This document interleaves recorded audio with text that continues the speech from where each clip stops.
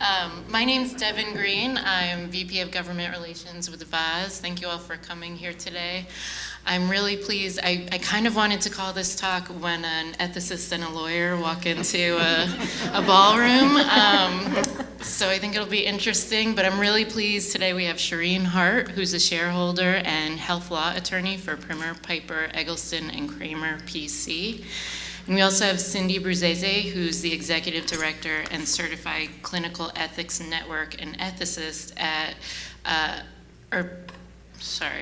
she's a certified clinical ethicist at the Vermont Ethics Network and also an ethicist at the UVM Health Network. So we're really pleased to have them here today. And we wanted to have this discussion because I think one of the things that has really struck me in my 6 years in this position is just how far and to what lengths our care providers will go to ensure that patients are healthy and safe. And I think, you know, a lot of times we go above and beyond, and we've been able to do that because we're small and we're nimble, and these are our neighbors, and these are people we know. But as Dr. Estes said this morning, we are in chaos right now. We're finding that we don't have enough capacity in our hospitals, that people aren't able to move to skilled nursing facilities. They're overcrowding our emergency departments. And I think it's an opportune time to stand back and take a look at how we approach our patients and whether it's ethical and the best way to do it both at an individual level and at a community level. So with that, I'm going to turn it over to Cindy. All right. Hi, everyone. We got the short sticks, like everybody with food coma at the end of lunch. So we'll do our best, the ethicist and the lawyer, to make it entertaining. So thanks for having me. And as Devin said, I'm at the Ethics Network. I'm at UVM Medical Center. I also, just by way of full disclosure, I chair the Ethics Committee for the Department of Disabilities, Aging and Independent Living. I co-chair the Ethics Committee at Central Vermont Medical Center, and I direct the statewide task force on palliative care. So you might see me in lots of different places around the state, just so people know. So we're here to talk about dignity of risk. So we have prepared some case discussions for us to talk about, but we also know that I think a lot of these issues that we're going to bring up in these cases may trigger your own cases or situations that you're dealing with. So we're not completely vetted to having to stick to our presentation. So if we need to go off on another tangent and talk about some other stuff, you have the ethicist and the lawyer in the room. So here's an opportunity to have a different kind of conversation if you want to. But our goal for today was really to just, have any of you heard of this term, dignity of risk, before? Have you ever used it in your practice? Applied it? No. So we're going to spend a little time kind of talking about what I mean when I say dignity of risk, and it's not my term. And then also, how do we apply it in clinical ethics case situations or just clinical settings, clinical situations? I'm going to invite you all to pretend you're the ethicist and the lawyer and to try to look at cases through that lens, which may be a different lens than you normally are looking at cases, just to try on something new. So when you think about dignity of risk, when I learned about this not too long ago from a colleague who works at Montefiore, and we were talking about the challenges we're all facing around difficult discharge decisions, where safety and choice are often at loggerheads, where what people want and what we think is right is not at all aligned. And so she introduced me to this article by Robert Hursk, he wrote an article 50 years ago on dignity of risk. And it was really about people in the developmental disabilities community and the ways in which society in general, 50 years ago, have created structures that have basically overprotected people who have developmental and intellectual disabilities. And now that construct of dignity of risk is being applied to people outside of those with intellectual and developmental disabilities. At its core, it involves respect for persons, ideas of self-determination, and really trying to minimize being paternalistic and parental with the patients that you're caring for. at the root of it also is individuals' personal identity, and we know that people flourish in that space of being able to make choices for themselves and decide which risks they are and are not willing to take. And we really can't look at patients in their medicalized setting when we're seeing them for a very small period of time as separate from the risks that they have taken before and the risks that they'll take moving forward. So this really is about kind of embracing how do we honor and respect people's decisions, appreciating that there's a really big tension between safety and protection, which you have responsibilities, professional, legal, ethical, for your patients, but also you also have obligations to promote people to be as autonomous as they're able to be as self-determining as they can be. And I'm seeing this now as I look through this lens. It doesn't just apply to people with intellectual debility, but it applies to hospital medicine, rehab medicine in long-term care, discharge decisions, mental health, the mental health community. So there's ways in which I think we can employ this concept and apply it to discharge decisions and other kinds of decisions so that we can promote people to be as autonomous as they can be while also trying to keep them safe and promote their health-related interests. So that's, in a nutshell, what dignity of risk is. And I'm just going to add one. And so this is something you all are already doing. You just don't have the name for it, right? You have been living this. The other element that we add in when we get into legal is capacity and the community and the greater good. So that's where some of the discussion will go from a legal perspective as well. All right, so we'll just dive into a case because I think that makes it more interesting. So this is a case about a young 20-year-old woman. She came to the hospital, a tertiary care center, from an outside hospital. She had been in a motor vehicle accident. She had a TBI. She'd been in the hospital now for about a month. She'd been involved in lots of different services at the hospital, orthopedics, plastics, ophthalmology. They'd all had to see her. She's now medically stable. She's ready to leave the hospital. She's got some cognitive deficits as a result of the TBI. It's affecting her ability to communicate. She's also got some pretty significant right-sided weakness, and she needs a lot of assistance with mobility and with just doing activities of daily living, her self-cares. She has been evaluated and she is appropriate for acute inpatient rehab, and that is where everyone thinks she should go, including her parents. She's not buying what we're selling. She's decided that this is not what she wants at all. She's refusing to go to rehab, and she is planning to leave AMA with her boyfriend. And the team is really distressed about this because she is nowhere near fully recovered, and she really needs the added support and the time in acute rehab. This is not going to be safe whatsoever for her, and her parents want her to go to rehab, but she's saying no. So what do? Call the ethicist. So what do you think? What do you guys want to know? And how are we going to figure out what to do with this 20-year-old girl who she can't get to the bathroom on her own steam. Can you work with the boyfriend? Well, just because if that's the person she's going home with. Well, that's her plan, but her parents have a different idea. What I meant was to convince her not to go home. Yep. That's the person who's influencing her decision or who has the most influence over the decision she's making, rather than her parents and maybe working with this new. Okay, so we definitely need to keep the boyfriend here in the center of things because that is definitely her go-to person. I guess my first question is, you mentioned cognitive impairments. Is she able to understand that she is taking these risks? Have we answered that question? They did do a capacity assessment, and psych evaluated this person, and they said she absolutely lacks any type of insight and ability to appreciate the risks of what it would look like to go home. She's just not connecting the dots between her current physical and cognitive deficits and what it's going to look like when she's not getting all this care and support, which, can't really be done, they don't think, in the home setting because she has more work to be done in the hospital. She's quite distressed though, and so before they called me, she said she'd been tearful all morning. They'd had a one-to-one sitter because she said, if you don't let me leave, I'm going to kill myself.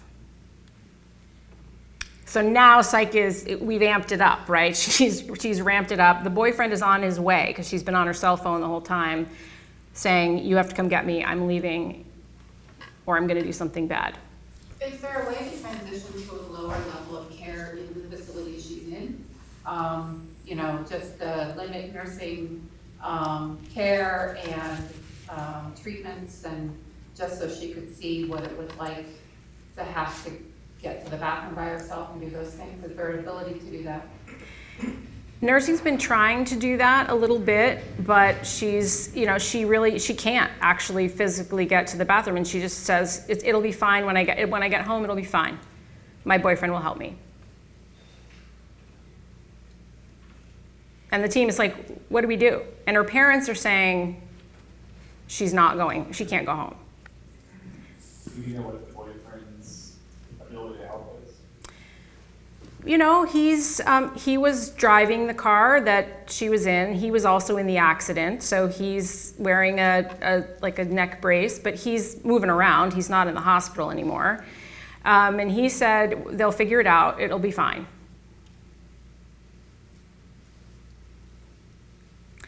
So, go ahead. Can he stay at the hospital to do the trial to see how he will care for her and limit that, but have him be the person responsible for the care? I mean, maybe him being there, seeing how much assistance she would need might help him to. Great suggestion, and that was absolutely what they offered. They said, hey, how about you stay over the weekend? Because of course it was on a Friday. How about you stay over the weekend and we'll let you do it all. We'll show you what she needs to do, and then you do it, and then you guys will experience it. And they were really banking on this. And he at first said, okay, and then he was like, oh no, I can't do that. I have my dogs, I can't be here this long. No, we have to leave. So I have a question. Who gets to make this decision if she doesn't have capacity? Does she have a guardian? She doesn't have a guardian. Apply for guardianship. How will that help us? What will the guardianship do for us? Can't the guardian make the decision? If she goes home or stays, guardians don't have any power to force people to do what we want them to do. But she's got parents and she's got a boyfriend, as she's in her mid-20s, so sadly has no advance directive, even though she should, but she doesn't. So we don't have any. And she didn't come here, she's not from Vermont, she's from another state. She was transferred here from an outside hospital, which happens to be in a different state. So what do we do about that? We've got parents who are on the same page in terms of what should happen, but do not live together. And we've got a boyfriend. Who makes the decision if she can't make it? Who should be making the decision?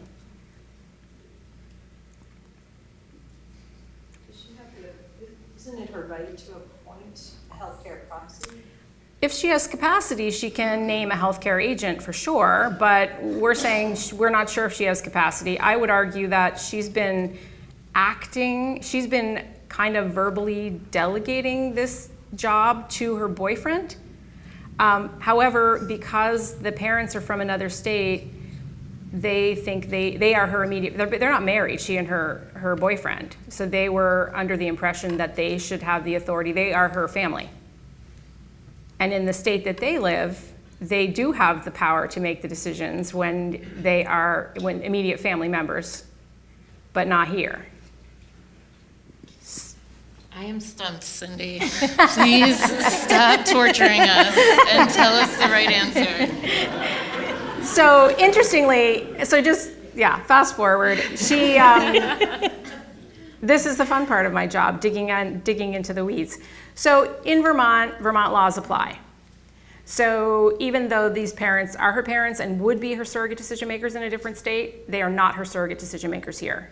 In Vermont, we can choose who is representing the patient's wishes, which is their obligation as a surrogate. So fast forward for this lady, we had to let her go home.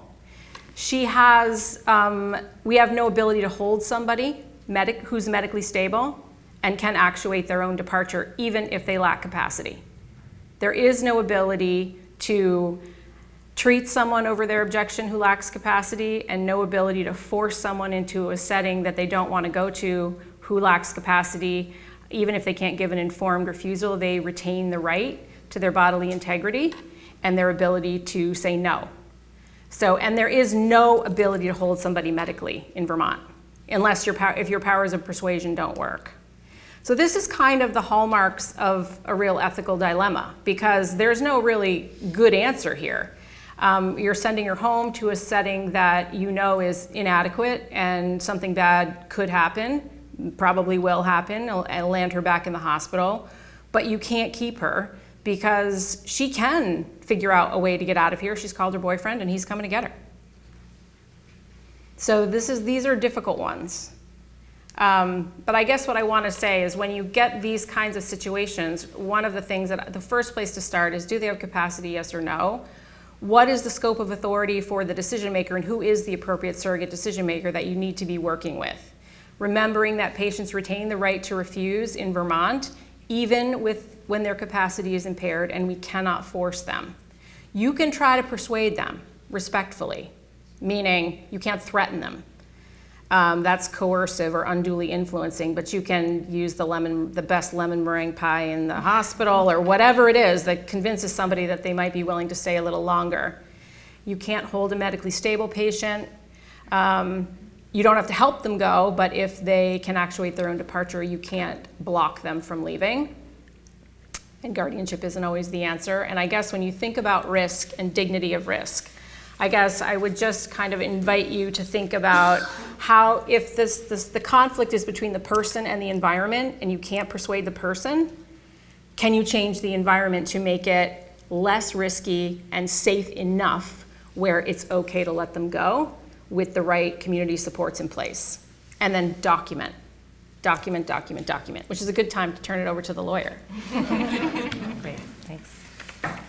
So I'm going to stand just so I can see you all and you can see me. So scenario 2, individual frequently ends up in the ED, and almost every instance ends up being a very violent encounter, right? So we see this a lot. So either they're brought in or they come in voluntarily, but it's almost always violent, and it's in the waiting room, it's where other folks are being injured, staff have been injured, other folks in the waiting area, especially with small children, very traumatic experience. So disruptive, intimidating, already facing criminal charges for assault against a healthcare worker. So what do we do now? Where do we go from here? And I know this is one of the most common fact patterns that ends up coming to me in a phone call. What do we do here? So I have an idea, but but I'm happy if anyone has any ideas or any experiences on what they have done to try to manage this. Happy to hear those. Oh, and I do want to say, why would we be talking about this case when we're talking about dignity of risk? And we chose this because we're talking about individuals and their risk-taking, but at what cost to the rest of the community and to the hospital setting, right? And so this is where an individual's rights are bumping up against how the hospital is running and the other patients. And so that's why we chose this one. So a little bit outside of the typical dignity of risk. But any thoughts on what you could do in this instance? What has worked? No, we have emergency department people in here, so speak Has up. anyone, what has or hasn't worked? And I would say if there are folks who can't hear, you're welcome to pull chairs up here so you can hear those who don't have microphones. So feel free to move up if you want to.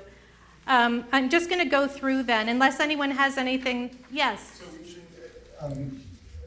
So in essence, you still have to meet your own obligations, but you need to do it in the safest possible manner for the staff and the patient. So that's not explaining the details of it, but that would be the approach. Exactly. So did everyone hear that in the back? Which is you still have your MTAL obligation. So I'm really glad you said that. Shireen, I would just add, some of the approaches that we've started using is really highlighting for patients that they have a responsibility sort of further their own health. And so even if they have an unstable medical condition, that does not give them the license to behave in any way that they see fit. We have an obligation to try to stabilize them. That's, we all know that, as far as Otala is, clearly spelled out for us. But they can't, not avail themselves of the care. They can't sort of pick and choose, and we've started having real conversations with patients about that. That you have an unstable medical condition, it's arguing to treat you, but you can't be swinging at staff, you can't be, intimidating staff or other patients or families. And I think that's a really important line to draw. And sometimes it is nearly impossible to meet our Otala obligations when a patient doesn't, cooperate. But it's really a different version. We may disagree on this, but of kind of an AMA decision. And patients who have unstable medical conditions and have capacity, they can leave AMA. And so that's really, in our opinion, kind of what they're doing when you lay out the plan, lay out their role in that plan, and they choose not to participate. Yeah, I absolutely agree. And I think for these folks who are the frequent flyers or the routine visitors, there is a time usually within their visit. I'm non-clinical, okay? I didn't go to medical school, and I don't even play one on TV. But I do understand that there can be a time when the person is calmed down, and that's the time to have these conversations, because they're coming back, right? And so it's that time to have that conversation about, let's talk about how this could look differently, if you came in this way. And so, we're going to get more into the EMTALA. Notice against trespass. I hear a lot, well, why would we do that? It actually can be very helpful to have a notice against trespass. I know it's not for every instance, but the reason I like it is because the minute a person is medically cleared, if the emergency medical screening is done, they're stable, they don't have an emergency medical condition, they no longer should be on the hospital premises, right? That's the power of this, is the ability to remove them once they're no longer falling under EMTALA. Now, you get into instances where, well, what if they're not being removed? Well, if there is a notice against trespass and they stay on, police are going to balk. They're not going to want it. I shouldn't generalize. There are many instances where the police will find it worthless to enforce this because the state attorney or the courts might not be enforcing it. That's not your problem. It's their job to be following up on a trespass. And so I do find them powerful. There might be a day when I'm not suggesting them, but I like to see them when you've got someone who is routinely a problem, because it gives us another chance to get someone. And then my colleague John Wallace had the idea, okay, well, report the violations of conditions of release. So because they are routinely in the courts, they will have criminal charges, some for assaulting healthcare workers, and they've got conditions of release. I know 2 cases this year where there was enforcement by the state's attorney on violations of probation that had to do with assaults on healthcare workers. So for the first time in a long time, I'm finally seeing that this has teeth to it, the conditions of release. So John is correct, report those. Again, you might get pushback from law enforcement on these things, but it is ultimately their job, and that's where you can sit down with the chief of your local department or the Vermont State Police. You can engage your legislators to help with those conversations. You need to have the police on your side. It's not always natural. So this is where Brattleboro Memorial comes into play, safety care plan. And this was the instance of a very violent individual who kept coming back. It was a very dangerous situation. And so what they came up with very thoughtfully was what they called a safety care plan, and it is in use anticipating the person, their visits and how they're going to proceed. There are some things I really liked about the safety care plan. I like the whole document, and I think it has worked very well, but it will give the situation of the individual. So what is their background? What has the situation been? Then their assessment, but the recommendations, this is what I really liked. So one of the things we know from surveyors when they come in is if you have a policy and you don't follow it, you're going to get tagged. But what we built into the recommendations was an acknowledgement that there may be policies that we will not follow for this patient for the following reasons. So we're one step ahead of the surveyors, right? They come in, well, you didn't follow your policy. No, we told you we couldn't for this person for this reason. So you're building that into it. Other recommendations would be, you know when the individual is coming, call law enforcement to have them on standby. Now, some of you have law enforcement in your ED or right there, but a lot of our smaller hospitals don't. So you know they're coming, have law enforcement there. You might have a one-on-one watch built in unless and until the person is at a visit where it no longer appears necessary. I mean, you obviously can't have these recommendations that don't take into account their appearance on a given visit, but it went through, and I'm happy to talk about this offline, and I know Brattleboro will be happy to. They're very proud of this because it has worked so well. And what it did is they built this in a way that they were able to avoid more violent scenarios. They were able to avoid having to use chemical restraints. So this one played out very well. In fact, the patient, there was a patient who's subject to one of these who recently said, I was really good at my last visit. Will you now give me a primary care provider? So I don't think they will, but the message got through. So that has been a really successful one. The discussion we had at the compliance officers meeting was treatment versus chemical restraints. And so that's a big topic. I think that in my experience, we're actually getting away from chemical restraints. And I think the safety care plan is one of the things that helps with that. If you recall, this was a couple of years ago when I met with the chief medical officers of Oz. We talked about ways to build in longer-term chemical restraints. And so this was language to go into a policy anticipating. This is one of those instances where the hospital got in trouble because they used a longer-term chemical restraint, and so had they had something in their policy, it would have been fine. So we had produced some language to put in there that there may be instances. Now, this could have worked with that scenario too for this patient, but fortunately that safety care plan has, for whatever reason, meant that it didn't necessitate chemical restraints. But what this is doing is giving hospitals the ability to use them for more than a short term for folks who are really, they cause serious harm to a healthcare provider, go to jail, and are returned to the hospital. Scenarios like that, where sometimes we do have to get into that, versus treating some underlying conditions, which I think hospitals got away from, and it might have been because of surveyors, but revisiting that, well, can't we, is it a restraint or are we just treating the underlying condition?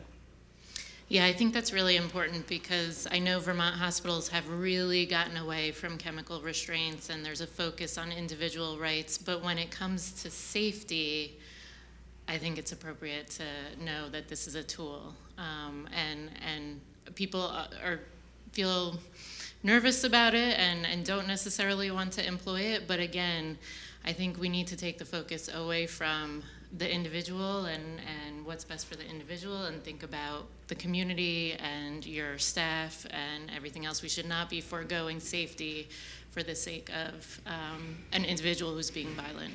Least restrictive environment, I say, so ethically the use of chemical restraints still is ethically permissible as long as we're using it in the least restrictive manner possible to achieve the desired goal, and safety obviously is one of those things. We have to use it as a means to advance the patient's goals as opposed to making just exclusively for our own purposes to make our jobs easier.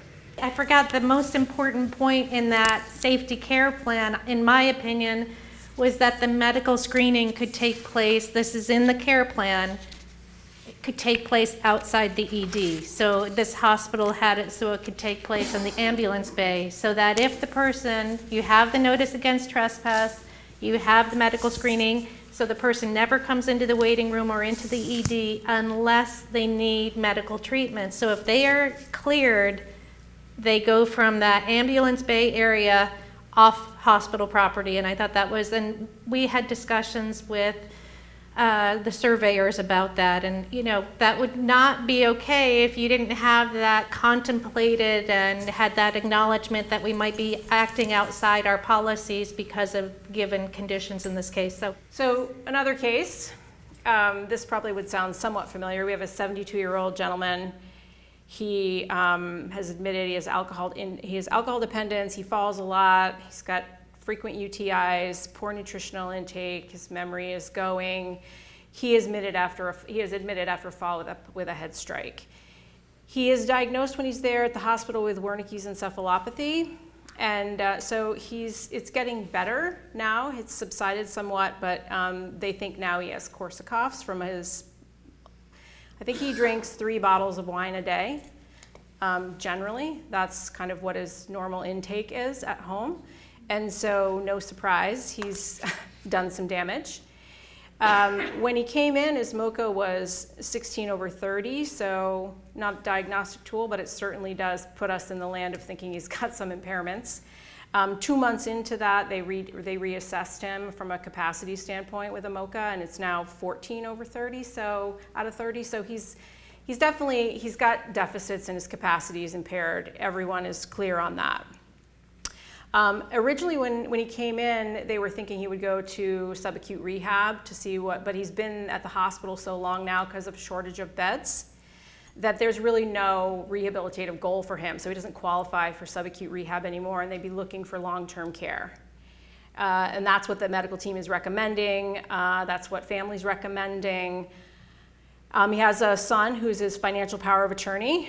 But he has not been willing to fill out any of the necessary paperwork when the very rare bed offer has come up, which, as we know, it's hard. These are hard. This is a person also who isn't really interested in staying in the hospital and living in this very restrictive setting, wants to go back home, no doubt driven by not getting 3 bottles of wine in the hospital a day. So probably wanting to go home to resume life the way he's used to living it. And so the son is the power of attorney and says, yeah, he's going to go to long-term care. That's what makes the most sense, but won't fill out any of the paperwork. And so bed offers that have bed availability that could be offers have gone away because of lack of completing the paperwork that's needed to actually get him admitted. And now they've decided, the family's decided, we just want to spend down the resources we have until, and then in the hospital. So we want him to stay in the hospital. He's going to live here until we spend down the resources and then go to long-term care. So they're declining to leave. They want to just stay at the hospital. So you must see these all the time. Whoops, I went the wrong way myself.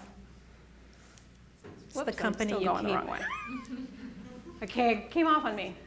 So we've got the patients declining to go to the long-term care because they want to go home, and the families declining, who is the financial power of attorney anyway, is declining the long-term care because they'd rather just keep him in the hospital until they can find something closer, and none of the beds that have come up have been close to where the patient lives, and so they don't want to travel. It's not convenient for the family to have to travel to go see their dad.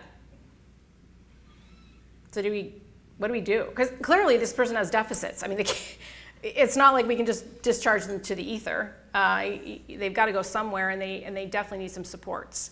Yeah, let's add one fact that comes up a lot where the family just stops taking your calls after a while because, right? Well, that has happened intermittently here with this particular family because every time a bed comes up, they're calling. Yes. They need the financial power of attorney to fill out the paperwork so that the applications can be made to pay for the bed. Right, so they stop taking the call so that they won't have to deal with provide it. Yep. Yep.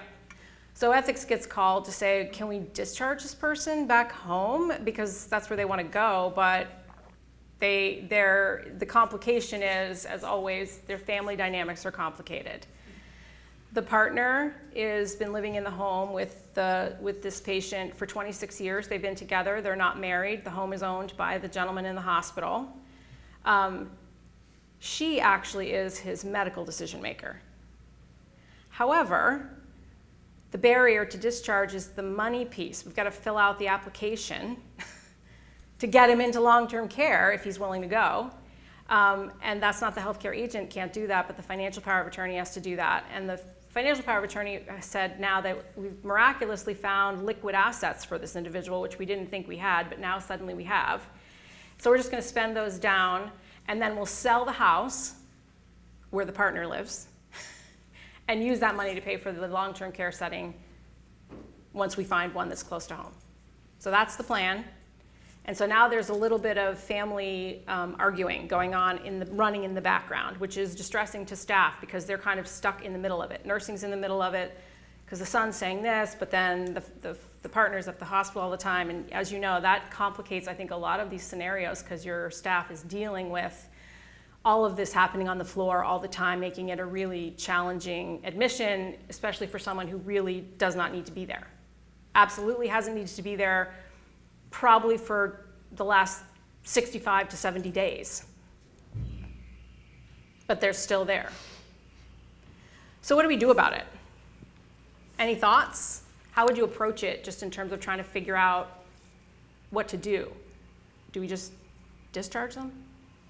So these are complicated, especially when what's really the root cause of this person's problem has absolutely nothing to do. I mean, yes, they have Wernicke's encephalopathy.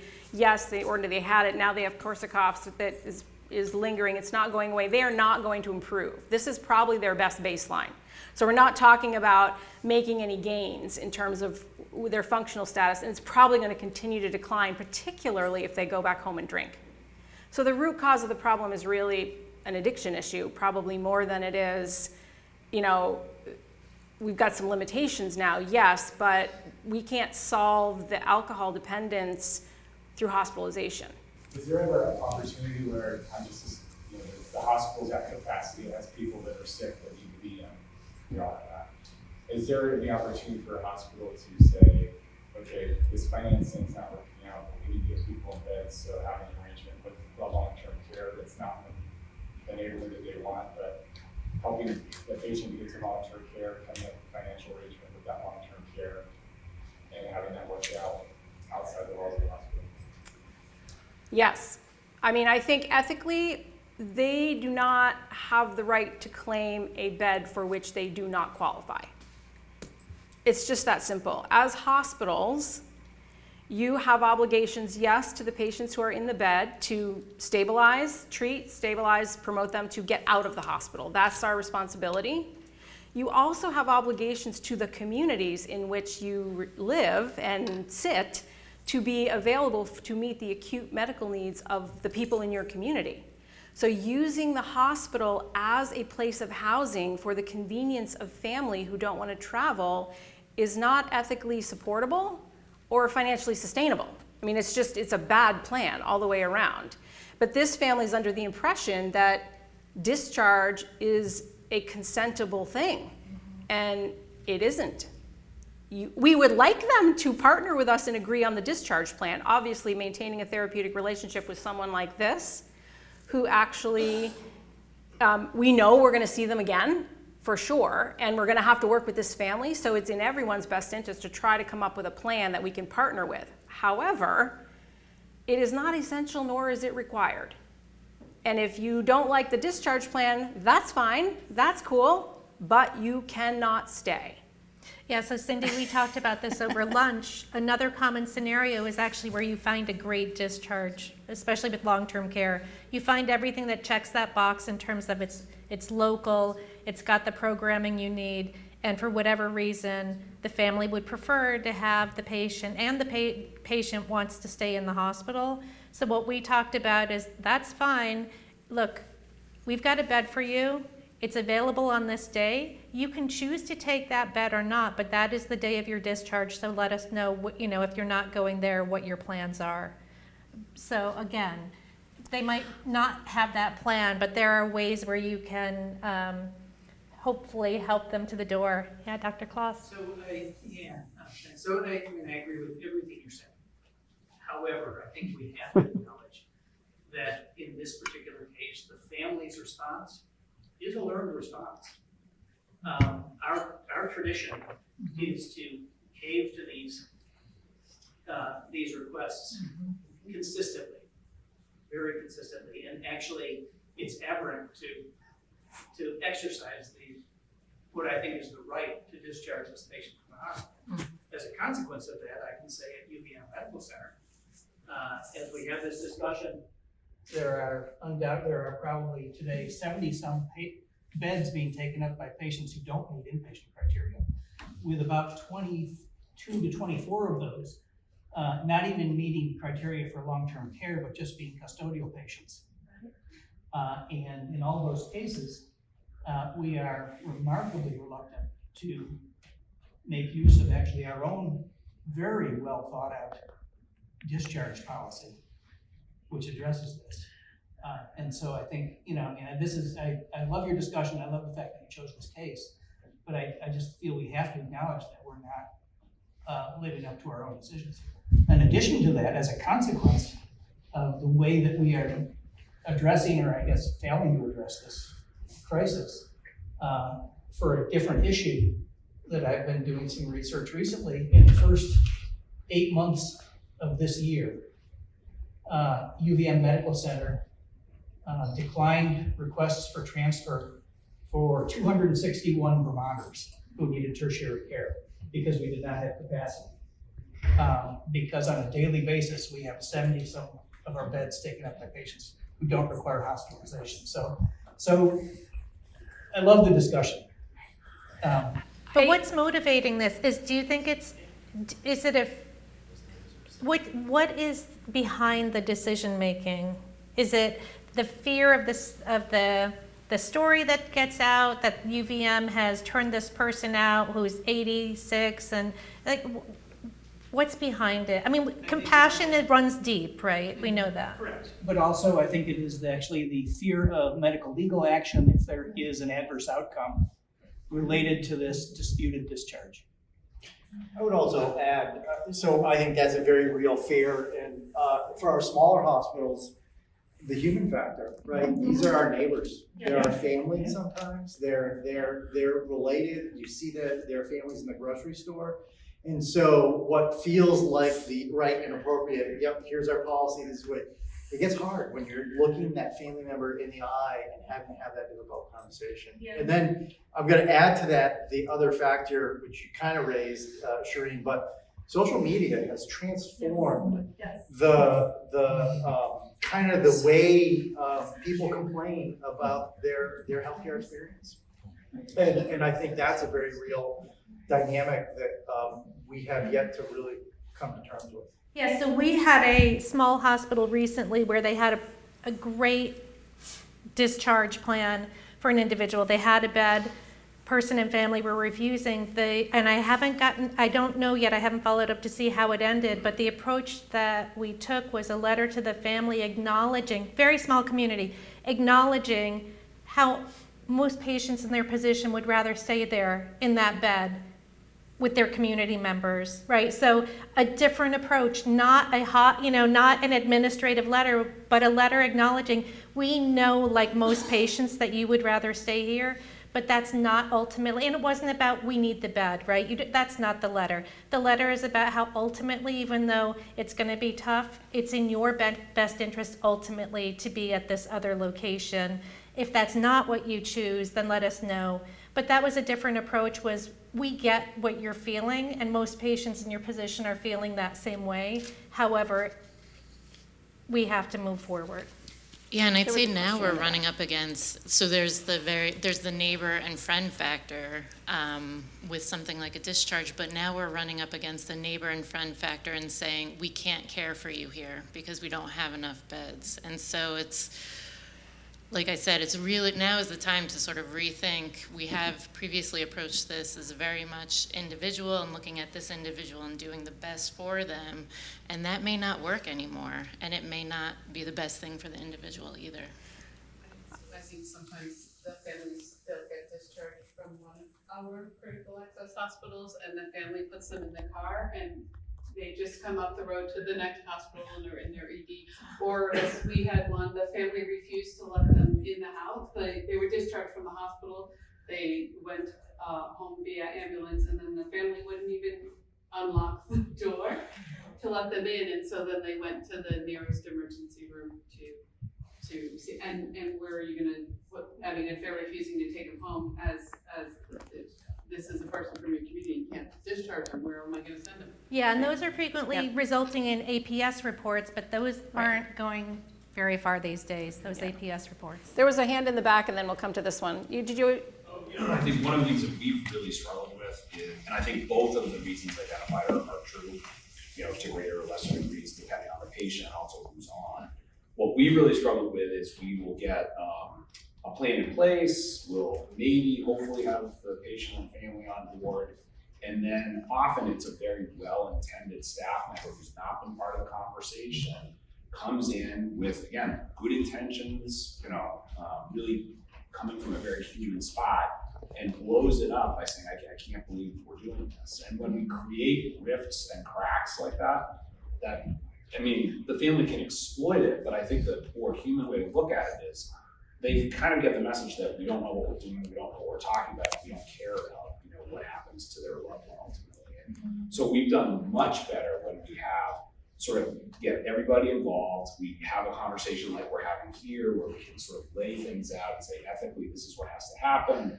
This is the right thing to do. And it just works so much better that way. So I think that's something to remember as we encounter these cases. It's really got to be something that everybody who touches that patient is exposed to and sort of signs on to.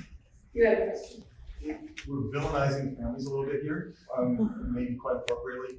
But, and this will be a way to transition to a different case if you choose to. Our judicial system is doing the same thing as those families. They're sending patients to us from jail because they don't have a place to send them. They don't have a medical need. They don't need to be in a hospital. They bring them to us and say, here you go. There's no family. This is literally a judge. This is our own social services that are doing this to us as well. So, those people we should be able to expect to understand this. Families are just trying to survive. So I don't know if you want to, I'm sure you've heard about those cases. I don't know if you want to transition to that, but that to me is more distressing. I think everything that you've said is true, and this particular patient did end up on custodial care, so this was one of those probably people that is in a bed that we really wish they weren't in the bed. This person developed COVID while they were in the hospital, so I think one of the things that families don't always appreciate, this is a family that's lived clearly with an alcoholic parent probably for quite some time, and so it's probably somewhat of a relief in a way that they're in the hospital. Someone's at least looking out for them, and I can take a break. I appreciate that and have empathy for that family. And I think we can have empathy, and we can still try to support them in getting the person to an appropriate level of care and illuminating, I think, to some degree, what hospitalization can do and what it can't do, and also that there's risks to being in the hospital. Being in the hospital is not benign. There are social and emotional risks to people. People become withdrawn, they become depressed, they have social isolation, they have lack of agency, they can't do the things they want to do on their own time. I think that there's a lot of things, there's actual medical risks. This is a person who developed COVID while they were in the hospital. So, at one point the family was saying, well, and this person, because of their Korsakoffs, their memory wasn't great, and having, and we see this with I didn't put a dementia case up here, but I think there's plenty of people in your hospitals right now who have dementia with behavioral disturbance for whom there is no place for them to go. There just isn't. And I think that's true of some of your forensic cases that you're talking about as well. And we are kind of stuck for some of those people because there is no appropriate community resource for them to go to. But nonetheless, in this instance, the family then was requesting, well, we want to have a private room for our loved one because it's too upsetting to have different roommates coming in and out. And that's all true, but I think that we have to start to begin to gently move the battleship. And it is it's like we're turning a battleship because people have developed a certain level of expectation, and we do a really great job caring for patients and their families because we see family members as an extension of the patient, and we do include them in so much, but I think we need to start to have the conversation about what is appropriate use of our hospital resource, what goals can and cannot be achieved through hospitalization, and how do we then begin to get people out and into a place. In this particular case, this person was discharged home. Now, I got a lot of emails in the middle of the night from the family who was very upset with the fact that there was a discharge plan. We went through the discharge dispute resolution process where they were able to come and complain about the discharge, and we talked about everything. And ultimately, I think the family understood that there's limits to how far we can go to protect people from making poor decisions. There are limits. People still have rights and they have freedoms, and they need to fail in Vermont and fail badly and frequently before the courts are willing to intervene with some sort of a guardianship was going to actually restrict their liberties. We just don't live in a state where we do that very frequently. So people have the right to make poor and unwise choices, and ethically it's hard to watch, but I think we need to there is dignity in having some agency over the decisions and choices that you make and living the life that you want to live for yourself, even if all of us in this room are like, this is a terrible way to live. And this person was ultimately discharged home, and the family said, can't walk, can't ambulate, the home is a mess. We set up home health services, area agency on aging, Meals on Wheels. We had every support, and the patient declined every single one when they came to the house. And within an hour was walking to the local, yes, to purchase, and everyone said this person, the family was like, they can't, they're not strong enough to walk. 2 miles. I mean, they called the police. I mean, it was a mess. But this person was so driven by, ultimately, I think, their addiction. And that speaks to another whole part of our healthcare system that is overwhelmed. And so I think, but the ethics of this were actually relatively straightforward. It's just how we operationalize those ethics and we do it in an empathic way.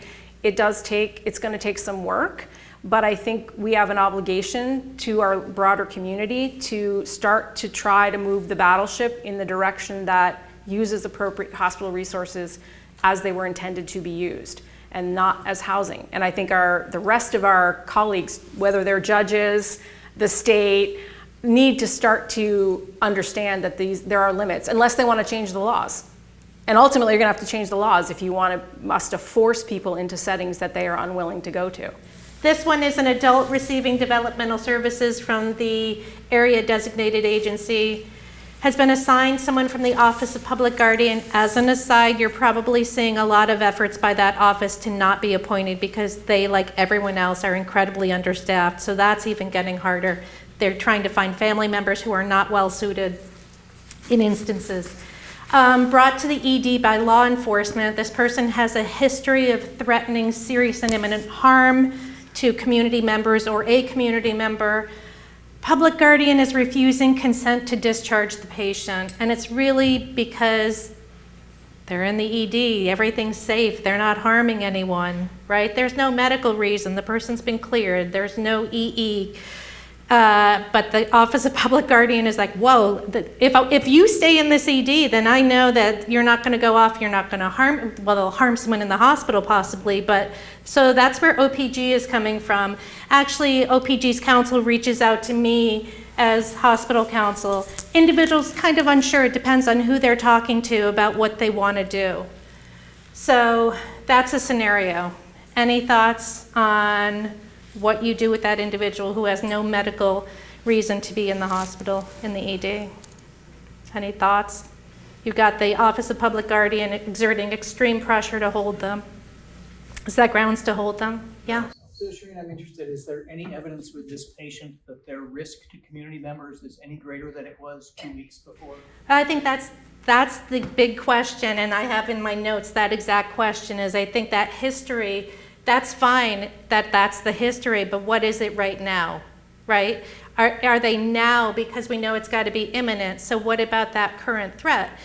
And so are they posing a serious and imminent threat of harm to someone now, and if so, shouldn't that be subjecting them to an emergency examination, right?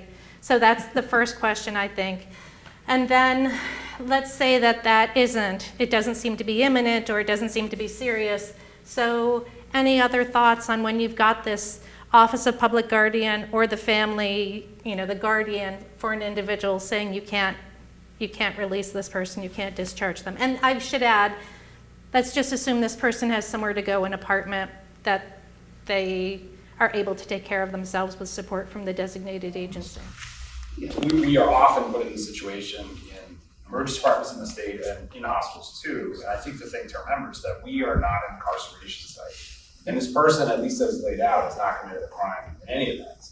If he or she had, the proper spot for him or her would be in an incarceration site, whether it's jail or whatever. But that's not our role. That is contrary to our mission. And so once we've ensured that there's no emergency medical condition, once we've ensured that the patient is stable, and that, again, there's no imminent harm that would justify there's no way we can hold on to patients. Yeah, and that's a really good point. And I think the issue there is sometimes you have every other element in the community working against you as a hospital. There can be patients like this where you've got the designated agency, perhaps not, but you've got law enforcement, you've got public guardian, all looking at the hospital and pointing the finger and somehow saying, and what at the end of the day, what you as a hospital have to do is you've got the ethical part, but you also, you've got your legal team to advise you. And in a case similar to this, the answer was to the Office of Public Guardian, they have no basis to hold this individual. There's no basis to hold this individual. And if you feel differently, then it's on you to do something. But assuming the individual wanted to leave, right? That's one of the big factors. Mm-hmm. Even if they didn't, then there would be an analysis of whether it's appropriate. But in this case, assuming the individual wants to leave, just because the Office of Public Guardian is saying no, you need to legally look at that and determine is that grounds to keep someone? Because what I argue to them is we are violating this individual's rights if they want to go, and you are saying no, but there is no medical reason to hold them in that ED. And I guess I'll just add that, Vermont they've set the bar in our statutes for what the standard is for when you can intrude on that freedom that people have. In the medical environment, it's if failure to provide the health care would result in irreversible bodily injury or death within 24 hours. So this person if they're medically stable, they don't meet that standard to hold them. So if if they want to leave, so you can't just hang on to people and incarcerate them, as you said, in the hospital because other people want you to. If this person met EE criteria, so your only other tool then is, do they meet EE criteria, and can we hold them for 72 hours under an EE? But I will tell you, a person with developmental disability is never going to be EE'd, at least not in my experience so far, because DMH does not EE people who have developmental disability, because almost always the reason for their behavior DMH will attribute to their developmental disability and not to any underlying psychiatric illness. And I've had this conversation. You don't get a pass on psychiatric illness developing psychiatric illness just because you have developmental disability. It's just like you don't get a pass on developing dementia or cancer or any other disease because you have developmental disability. But for some reason right now in Vermont, it seems that there's a fair amount of diagnostic overshadowing going on when someone has DD and also has some other co-occurring illness. And it does prevent them, I would argue ethically, from accessing standard of care for their underlying non-developmental disability related illness. But you'll never get an EE for somebody with developmental disability. So those folks are truly at a disadvantage, I think, in more than one way, because they can't even access the services that they need when it's appropriate. Go ahead, Eric. I was just gonna say, I think that thought process is changing a little bit at DMH. We've been talking to them a lot about this, and talking to Dale and others about the fact that they cannot remain so siloed. So we may see that changing. If there were the opinion that the threats were imminent and serious, right? Those are the obligations that they've got to meet. The imminent is the one where, and so serious goes to, okay, this person might have said they were going to place a bomb in such and such, but do they really have or sometimes people will make threats, but they have no actual plan, right? So it's going into, how is this really serious? Is it imminent? And then if it were, then you have to fulfill your duty to warn. And that might be the basis for an EE, though we don't know how that would go. I will say, Cindy, on your point, I did have one hospital where DMH did. Yeah, so again, that's great. I think, this crisis that you're all in is getting attention finally. It might feel like it's too little too late, but it is. I'm seeing that state, the folks at the state level are beginning to recognize this and change some of their approach. In terms of answering this, other than the duty to warn, I just wanted to put some level set about guardianship, that you still retain the right to make medical decisions unless it's restricted, but even so, you have a constitutional right to refuse treatment. And a guardian who's going against the medical decision of the individual, it's up to them. And so my goal as a hospital attorney is to remove you from these things and say, put it on the guardian to go to court, right?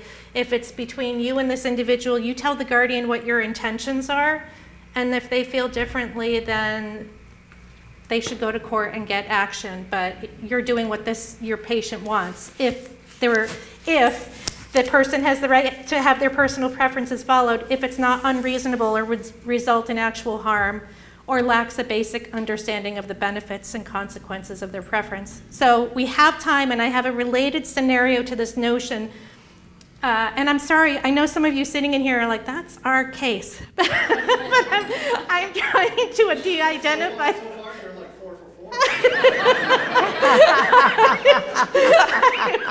I'm really trying to de-identify these.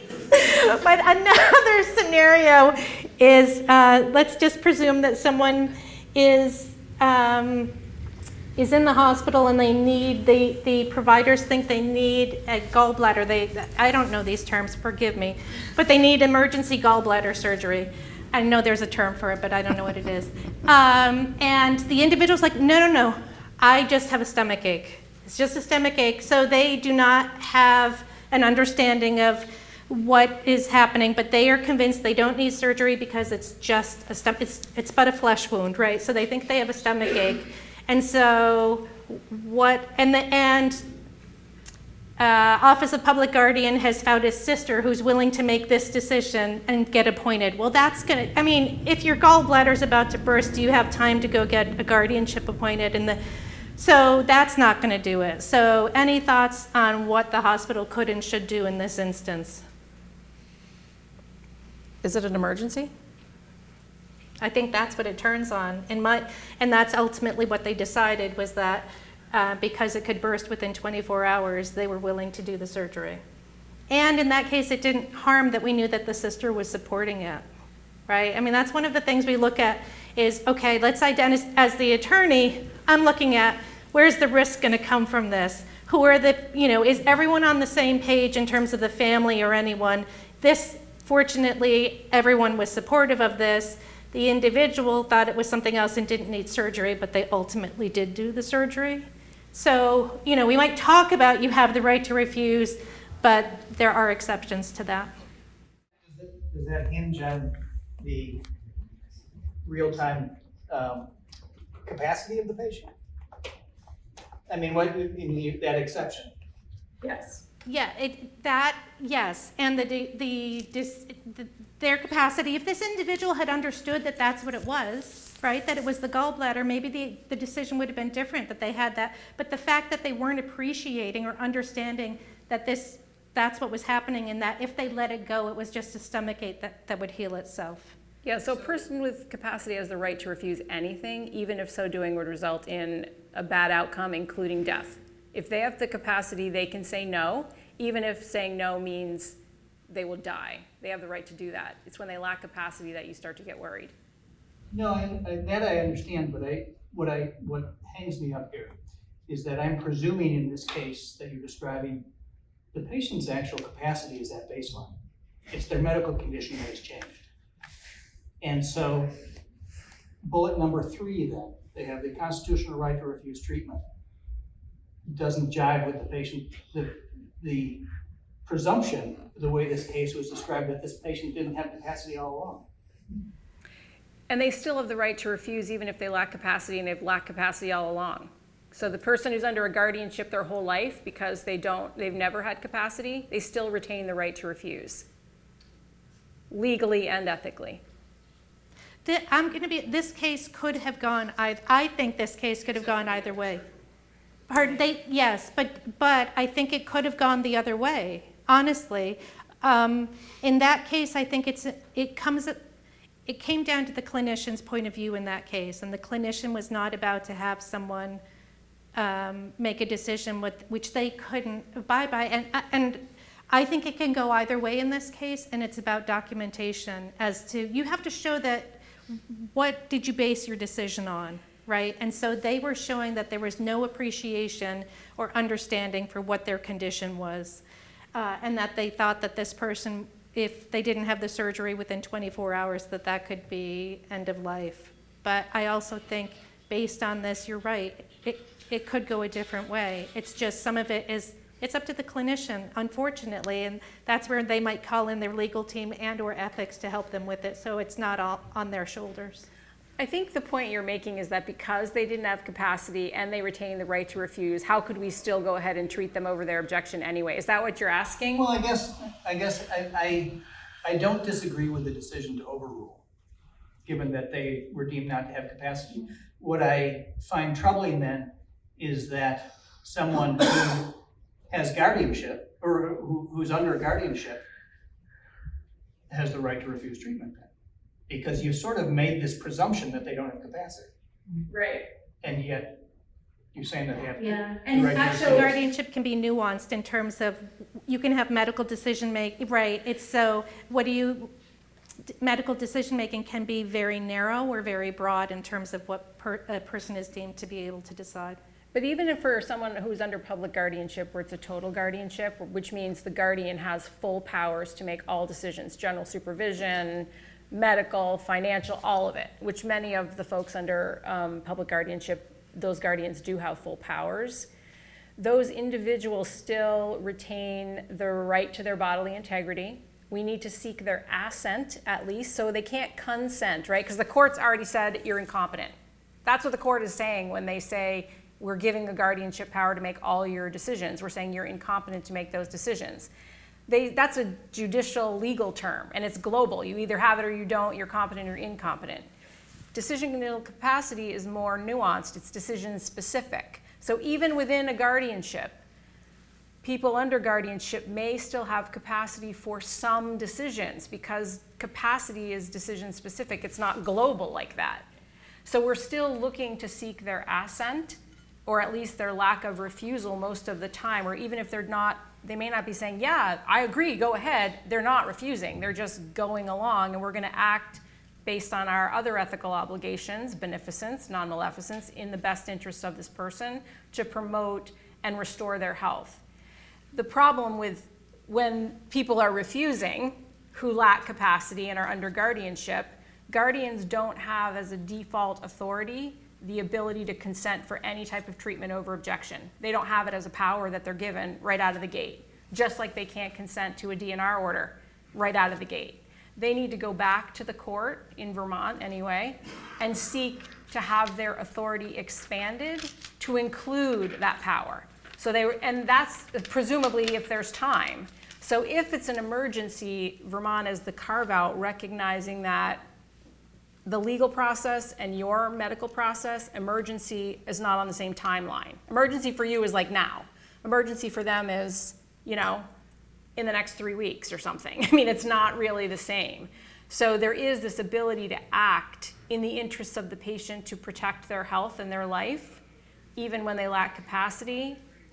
If it's and they're refusing, if you think, and that's subjective, right? I mean, you have no crystal ball. You don't know if it's 24 hours or 36 or 16. I mean, so it's your best clinical judgment, and I would think there is some wiggle room there. You have some latitude. If you think, yeah, this could go bad, I don't know if it's going to be in 24 hours, but it's going to be soon, then you can act from a beneficence-based place, at least ethically, and I think that the law supports that as well. Yeah. So I'm just curious, there are a lot of ways to sort of approach cases like this from a clinical standpoint. And so, the standard of care for somebody who has acute cholecystitis is they get their gallbladder out. I think another approach that might be used is, and this would not be consistent with the standard of care, but would be taking into account a refusal, for example, is look, we're gonna provide antibiotics, we're gonna provide supportive care, we're gonna treat this patient medically, acknowledging their refusal.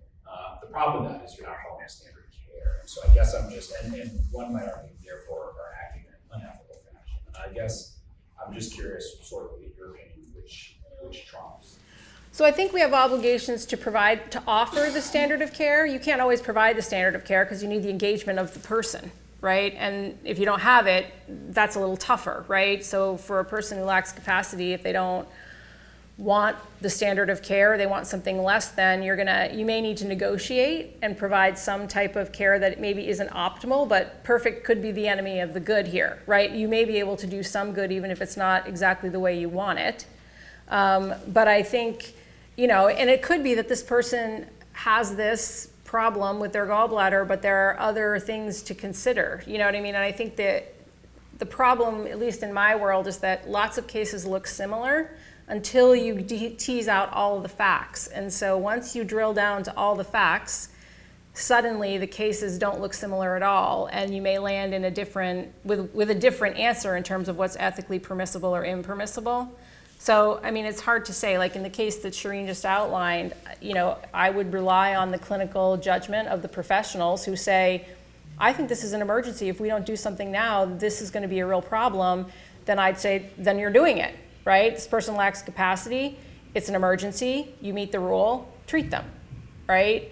I think if they were saying, I don't know, it's not that bad. I think there are other things we could try that they're willing to go along with. Maybe we could wait and see. If you don't think you're in that window, then we're going to have to wait and see. And I think the waiting and seeing is dissatisfying often for you guys. But in the law, it doesn't require you to provide substandard care just because you feel uncomfortable about it. It's that if they lack capacity and it's an emergency and the clinician determines this intervention is necessary to save their life or limb, then the law allows you to do that. If they lack capacity, yeah, and they don't have, and again, there's little permutations. It would depend if they have certain types of advanced directives that would prohibit that, and also if they have an agent, you would need to seek the consent of the agent, in this case, the guardian. But yeah, I mean, the law, so the ethics, I think, the ethics and the law don't always align, I guess is what I'm trying to say. I mean, and I think that's the problem, right? Because just because I may think something's ethically permissible, the law may not allow it. And so one of our ethical obligations also, though, is to practice within the laws of the land in which we're currently licensed to practice, right? So oftentimes I could make an ethical argument that it's okay to do something, but if the law doesn't permit it, then I can't really write an ethics consult note that endorses you to violate the law. I mean, unless you've consulted with your legal risk manager and they're saying, yes, we're willing to defend you if this comes back to you. So I think, that's the kind of fun part of my job. Yeah, and I think in the case that we are talking about, I would have felt differently if this individual had appreciated the risk that they would take by not having the surgery, or if they were adamantly refusing. But the individual it was just confusion more than anything. They weren't refusing it because they, were willing to take the chance. They were thinking they didn't need it because they had a stomach ache, not because they had something that could become catastrophic. I saw a hand up there. Yeah, standard though, to meet the patient where they're at, even if they're refusing what would be standard of care, if it's determined that they're going to refuse. Otherwise, it's construed as patient abandonment. If you get a patient in ER with a significant pneumonia and oxygen requirement, and they say they're not going to accept admission, and you refuse to write them a prescription for antibiotics because they're not following your plan, that's patient abandonment. I totally agree with you. I mean, I don't think that people are not going to do everything perfectly. I mean, you know that. How many of your patients do everything you say perfectly? Nobody, probably. So I do think you're right. We have an obligation to meet them where they're at, to do the best we can, and to adjust to what they're willing to do, which is a great segue into sort of, I think, this last slide, which has to do with kind of rethinking maybe how we're currently viewing risk. And risk is often, I think, pretty subjective, right? I mean, some things are inherently clearly risky, skydiving.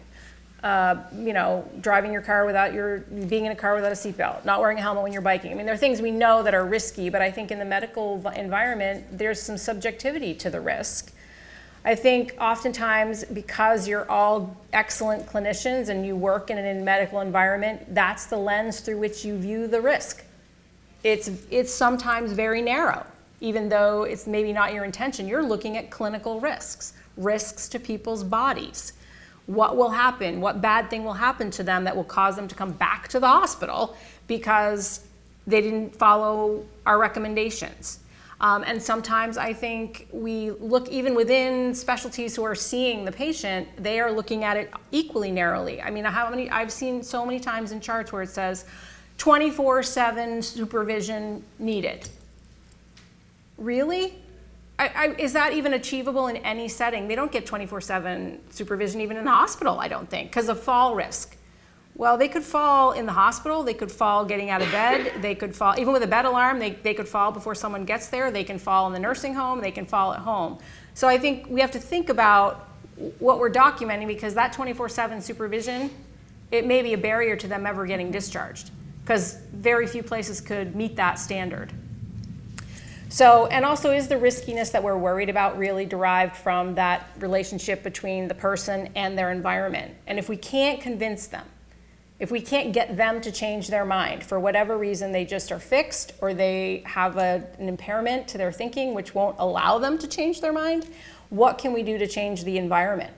Can we be more creative about the environment we're sending them back to see if there's a way to make the risks less and maybe make it safe enough where we feel like, okay, this could work? And have we really considered kind of the non-physiological risks? I don't know that I've begun to spend a lot more time in my ethics analysis of cases to think about the other risks that people are factoring in. I mean, you and I don't know, I didn't think about my physical risks at all when I drove down here. At all. It didn't even come into my mind. And my guess is for most people, that's not at the top of the list when they're thinking about risks and how they make choices and decisions in their own lives. They're thinking about their family, they're thinking about their finances, they're thinking about so many other things. And where their physiological risks land on that list, I don't know. But when we have them for that very narrow moment in time, that's all we're focused on, and we're making recommendations based exclusively on that. And that sometimes is why we're getting into these conflicts about what to do. So maybe just inviting you to think a little bit more broadly about risk, and from the perspective of not just the physiological bodily risks, but the social and non-physiological risks that people may be giving up. And lack of agency is a huge driver for why people choose to do things that are contrary to medical advice. The idea of losing your independence and your agency to have control over when you eat, what you eat, where you eat, I mean, is huge. And it's often a much larger driver than worrying about your gallbladder or some other risk that we're very concerned about as healthcare professionals.